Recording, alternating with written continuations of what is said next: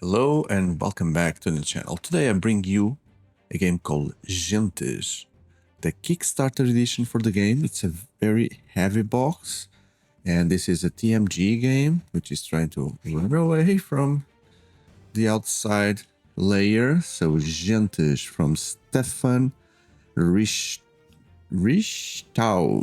TMG, game brewer, 1 to 4, 90 minutes, more than 14 players. You have this outside layer that is looking like a papyrus with symbols from ancient history.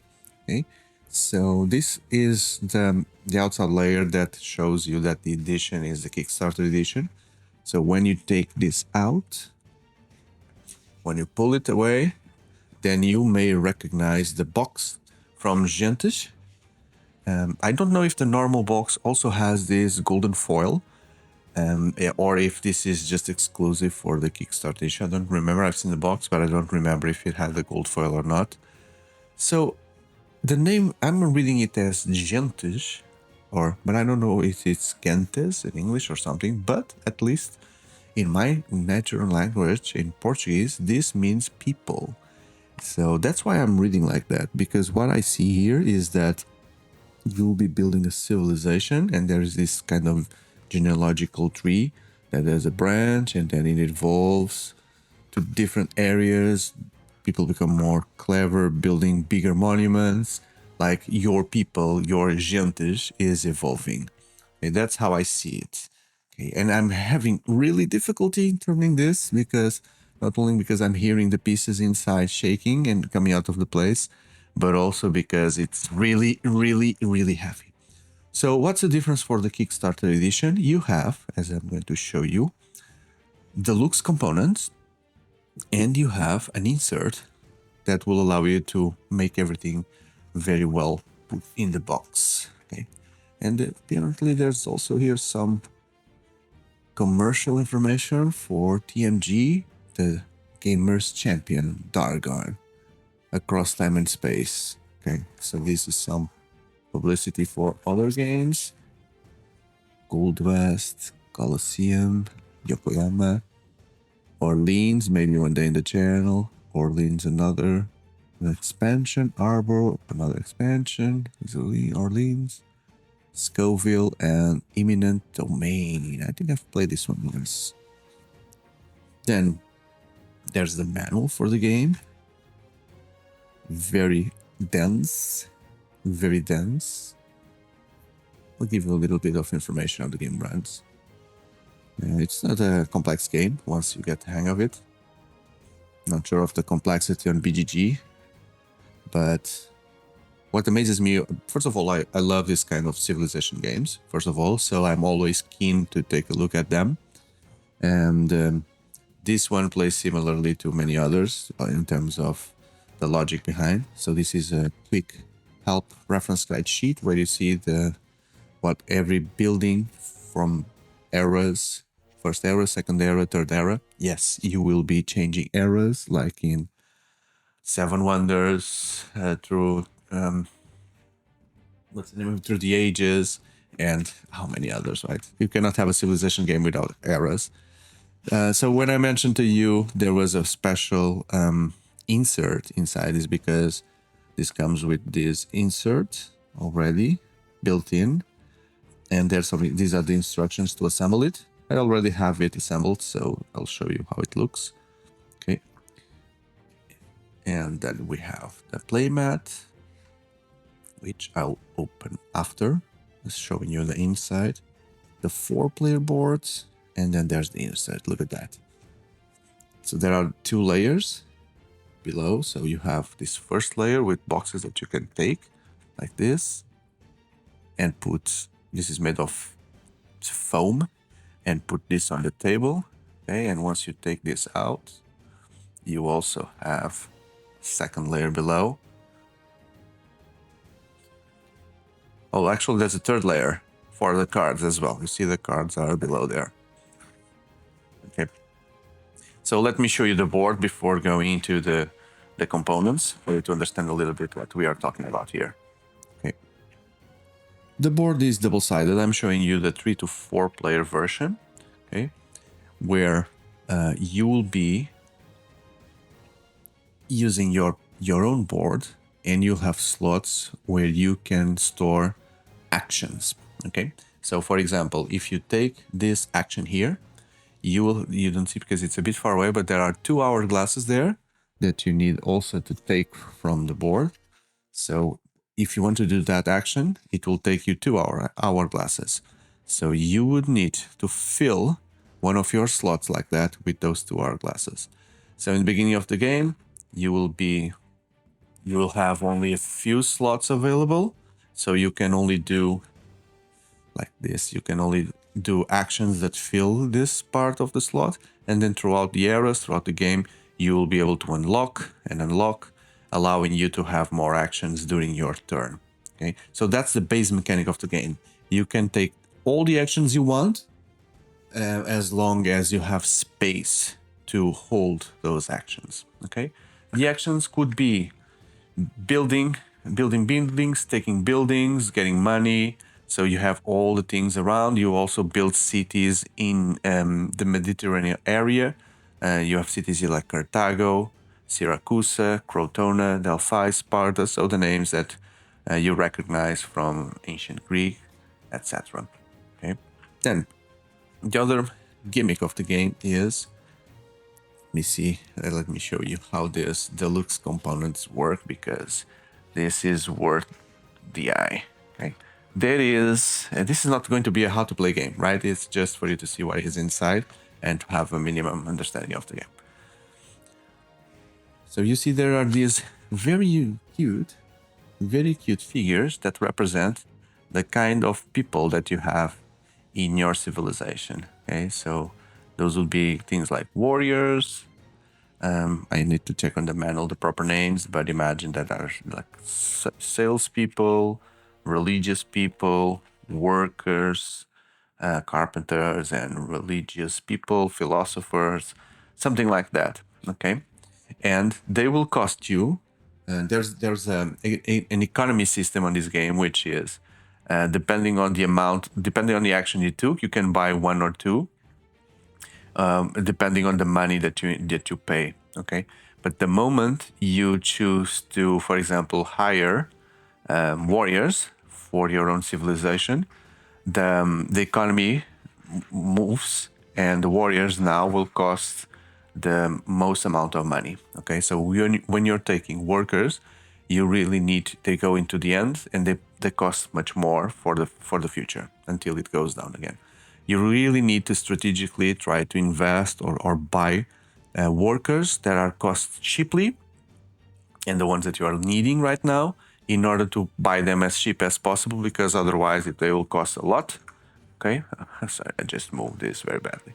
They will cost a lot, and maybe you can screw the other players this way. Okay, and then the way this fits in your board is, you have here the same figures. See here, right? Where you put here, for example, representing.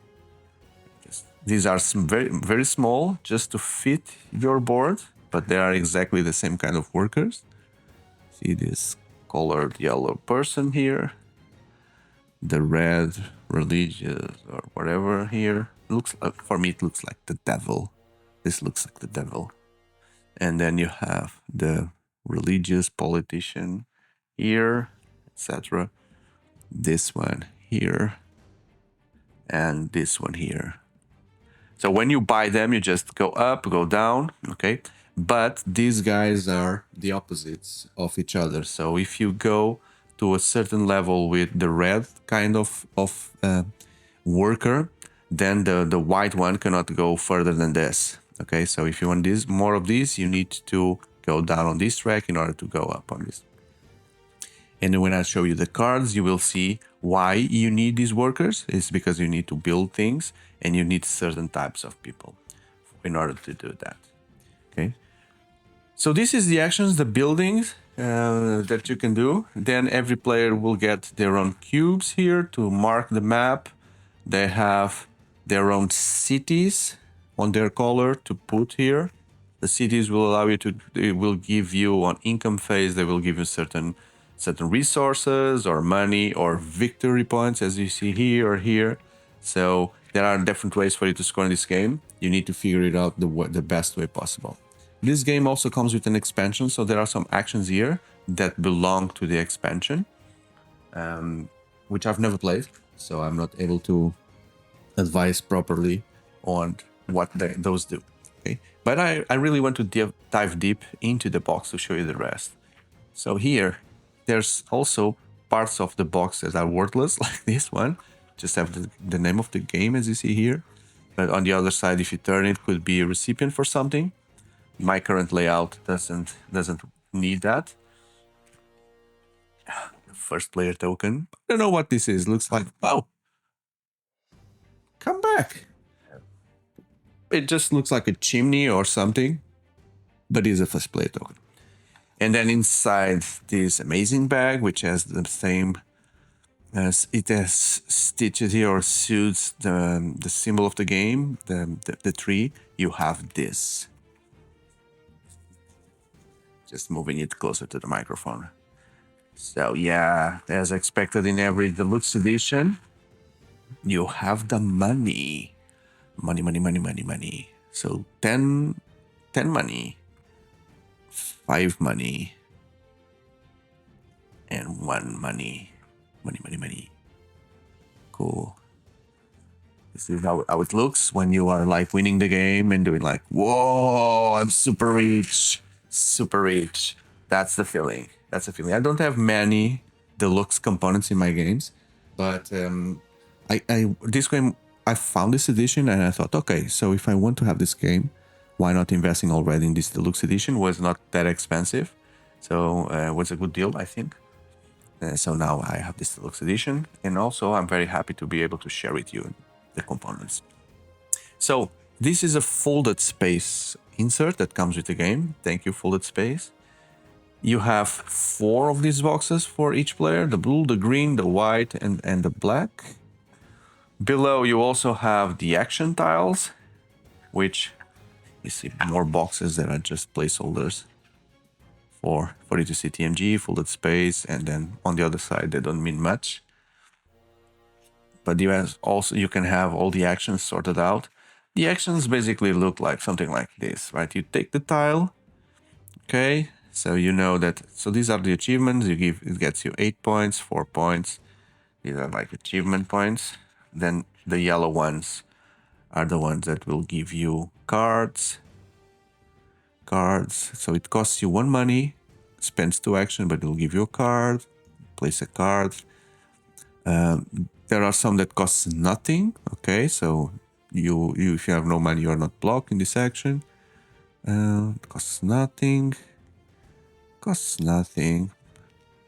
But then the cheaper they are. So this one costs you 2, but only costs 1 action. So if you have the money, you should spend in order to save 1 actions. You also have the number of players that you should have in the game in order to be able to use this tile. So this will be for 3 or more only. And that's the logic here. Let me just put everything back. I'll put it after. Other kinds of actions that you can have is, this is the higher action. So you spend 7. So this would allow you to go there where there's a 7. So you could buy anything from here down and only cost 1 action. Okay. But you also could only spend 3 here and go in, but you get only 1. So if you spend 7, you can buy 2 different ones. But if you spend 3, you can buy only 1. Okay. So this is the iron action that will trigger that. You also have the purple ones, which is getting more cards. We'll see the cards in the end. Oh, sorry, the focus is killing here. So it gets you more cards. This one will get you 2 action. You need to spend 10 money, 2 actions, and you get 1 card. Okay, so probably is one of the last ones. If you're the last going there, 8, 1 more card to your hand, and 1 more action, and so on and so on. So on. Okay, this will allow you to be the first player. Oh, They just dropped. Amazing job here. Yes. So this will allow you to be the first player. You see the symbol there? Where is it now? Here. So this will allow you, when it gets to the night stage of the game, which is passing turn and income, you get this one and 2 money as well. So it's a way to free that. And I was going to also show you the blue ones, but they just fell here. The blue actions. So these symbols here, they correspond to the symbols in the city. So it would allow you to build cities there. You can build a city on a temple, like for example, Sparta here. It's a temple, you see, if zoom allows, yes. You also have I. So here, for example, Cyrene would be a place where you could build. And that's it. The same logic here applies. What's left here? The cards. Okay, so just moving through the pieces that fell. And so this is era 3. These are the brown ones would be the first era here, like a 7 wonders kind of thing. And these are the things you can build. Okay. So for example, in order for you to build a catapult, you need to have at least 2 yellow workers, 1 military blue guy, and 1 scientist, whatever guy. Okay, when you build, you gain this, which will be points here. Will allow you to build a city. And there's some set collection as well, because cards will have symbols. And once you build a card, you will match with others of the same symbol, like here, for example. And you will score points according to the same symbol that you already have. So the things that you build in the first era will be very rudimentary, and they will become more complex and complex along the ages. So first of all, you'll need to build catapults, stables. So this will give you a permanent plus yellow one. Training grounds where you can unlock one of your, remember this, showing here, these things that are locked in the beginning. Okay, so you will unlock, for example, here, tenement will give you, every time you do this action, you get extra money, give you extra 5 money on income phase, but costs you 3 workers, a mine, altar,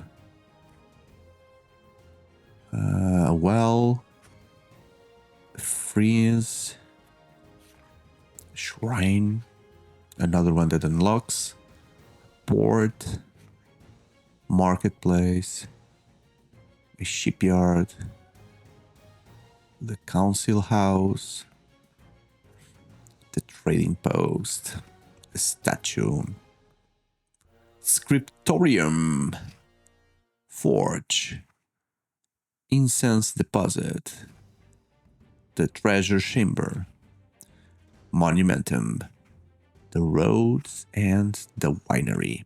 Okay, so one important thing, and sometimes this creates some confusion in the game, you need to be really aware, is that the fact that you don't spend these workers to build. Okay, you just need to have them.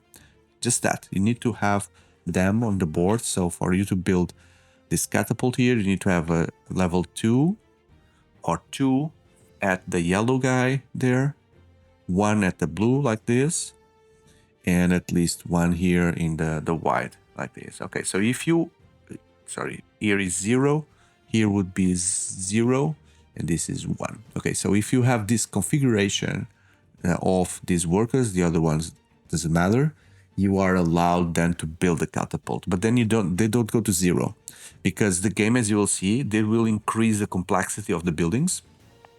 So if we take a look now at H2, you see there are much more number of requirement workers that are required for you to do the buildings. So you need to keep accumulating across the ages. You need to keep accumulating them in order to have or H2 and H3, the number of required resources. Sounds simple. The thing is that you need to understand in which ones you are going to invest, because if you are required to have like 5 of the reds here, see 5 there, you'll never be able to have more than just more than just 2, just 1 of the white ones. Okay, so you won't be able to build anything. Some of them will require a certain specialization when it comes to workers, so you need to forfeit the opposite type of worker in order to achieve that building. Okay, like for example, the auditorium here is still simple because it's 2, 2, 1, 1, so you can still have all of them to build the auditorium, the barracks, the court, the city wall, the state, the workshop, the cartwright, the repository. This is all. Some of them are also giving some symbols for you to do your count when it comes to income on those symbols. The lighthouse, the irrigation system, 5 points already there. Temple, another way for you to unlock and have more actions. The meeting place, the theater, and the hospital. Okay, that's it. So the game, I forgot to say, but it's important. Maybe you're realizing it now. So the game plays for 6 rounds. Every time you do, all players do their own actions. They don't have any more hours to spend. So you move up to the second round, and then when you move to the third one, automatically you unlock another hour, another slot, and then you move to H2. So you play 2 rounds on H1, you play 2 rounds on H2, and you play the 2 final rounds on H3. Okay? So you are forced to move. The clock doesn't stop, and it forces everyone to move through the ages. Sounds like another game. So you will end up on H3, where you can build things like the Acropolis. See here? So this will require already 4 military guys, so it needs to be here. So you would never be able to go further than 2, unless you move and you then don't need those anymore, which you could do. So the library, I don't know why you need military for building libraries, but anyway, should be probably the guy with the parchment there. Triumphal Arch, so yes, this is super specialized in blues and yellows. The observatory, the public bath, the music school, the mausoleum, lots of things you need. The assembly, wow, look at this one. So 12, 16, 18 resources, but then it gives you 18 points. 18 points. Wow.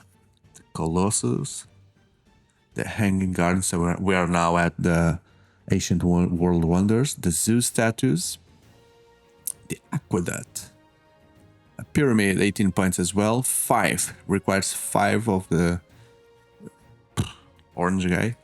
School, Sphinx, and palace. You can always have these extra workers that these buildings give, so they will go on top of what you already have. Okay, they don't occupy the tracks, so it's a good way for you to go above what you have. So you could have 3 there, and then plus 1 here. So that would give you that extra. Okay, cool. Yeah, that's it. That's it. Gentes from Stefan Richthaus. I hope you like this video, and I hope you like this game as well. If so, don't forget to hit that like button and considering subscribing to the channel. I have a playlist dedicated to board games and card games in general, and I have lots of content. And by the time you see this video, I may also have now different content when it comes to, you'll check it, the table talks. So I hope you enjoyed that to the point that you consider subscribing and be part of this community for all the next videos. Thank you very much in advance for that, and I hope to see you in the next one. Goodbye.